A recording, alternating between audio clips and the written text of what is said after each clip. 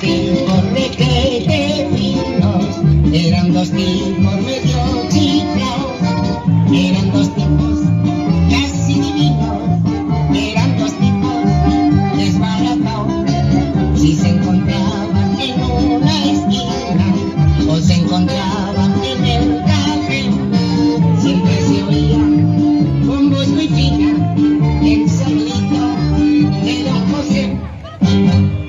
Hola, don Pepito, pasó usted ya por casa, vio usted a mi abuela. Adiós, don Pepito. Hola, don Pepito, pasó usted ya por casa, vio usted a mi abuela. Adiós, don Pepito.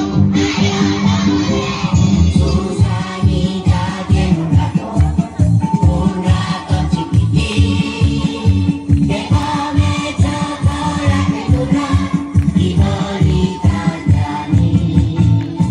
Duerme cerca del radiador, con la almohada en los pies, y sueña que es una campeón jugando al ajedrez.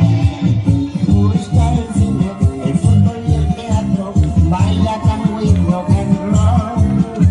Y si llegamos, nota que observamos, siempre nos canta esta canción.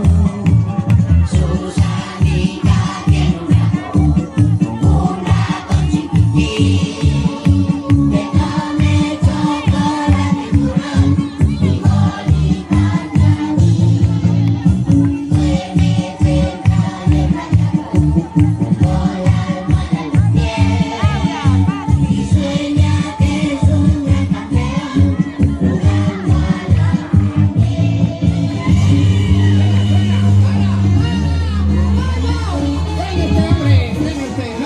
No lo ve que hay semáforo, que está rojo, amarillo y...